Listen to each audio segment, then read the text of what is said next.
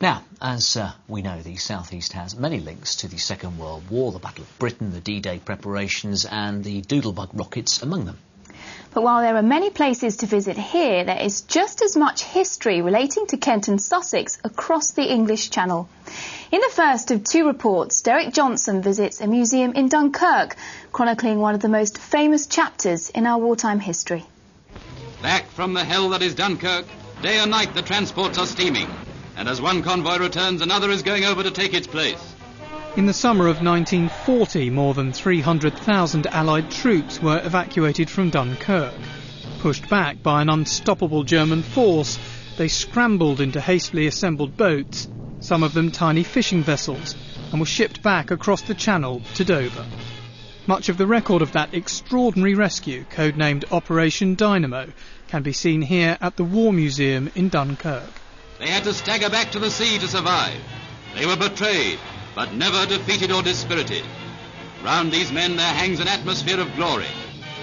The thing about Dunkirk for Britain, I suppose, is it was sort of spun into being a victory, having evacuated so many troops.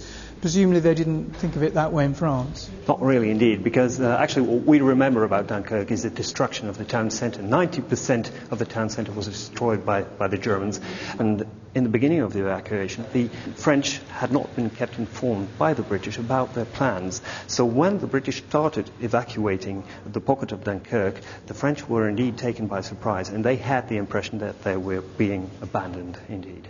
German propaganda ruthlessly exploited that sense of grievance among French citizens, left behind in ruined cities such as Dunkirk, their country under occupation.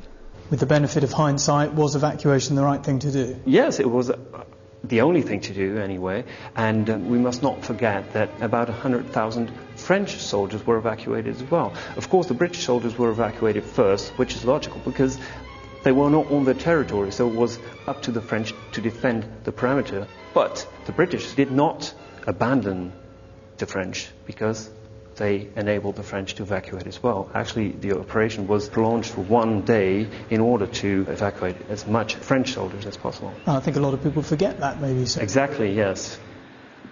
The beaches themselves are a stone's throw from the museum.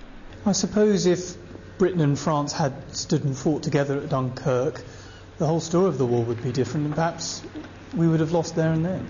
Yes, well, that's what we think now in France, that actually the Germans started to lose the war in Dunkirk. Because if indeed the British Expeditionary Force had been beaten, if the soldiers had been killed or made prisoner, the war would have had probably a completely different outcome. Plus the fact, of course, that Great Britain was not very sure about which attitude to take towards Germany, and the decision of Churchill to evacuate the soldiers actually established Churchill as the great leader of Great Britain during World War II, of course. The War Museum here is open every day until the end of September. Derek Johnson in Dunkirk for Meridian Tonight.